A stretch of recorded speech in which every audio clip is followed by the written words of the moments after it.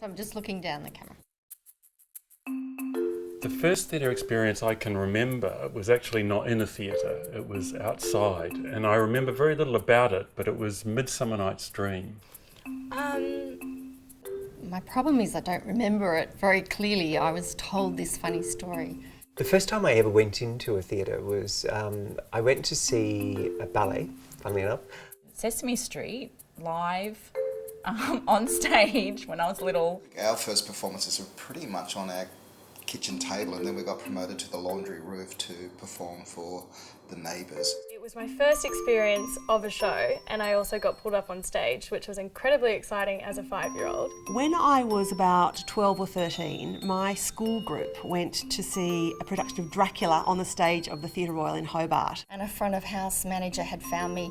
I'd climbed up on the seat and I was sitting there barely able to look over the seat. Out of the corner of my eye, kind of creeping around from behind the theatre, I saw this marionette crocodile. And I was really blown away by it because there was all these pieces of scenery and people flying in and out. Almost like a physical feeling in the air of everyone cheering, at one point everyone stomping their feet and clapping, scrunching up a handkerchief, and then out came a dove, and it was the most exciting thing that I had ever seen because I was absolutely certain that there was no dove inside the handkerchief.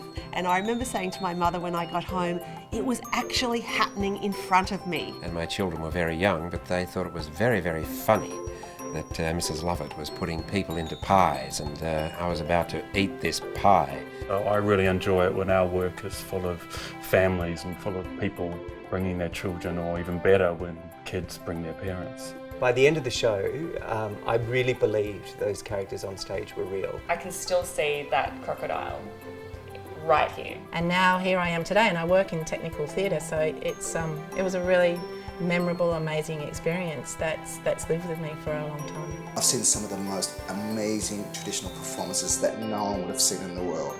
So that inspires me. That's why I'm 25 years still at Bangarra. I guess it unlocked the whole idea that this is a future, this is a career, this is something that I could do.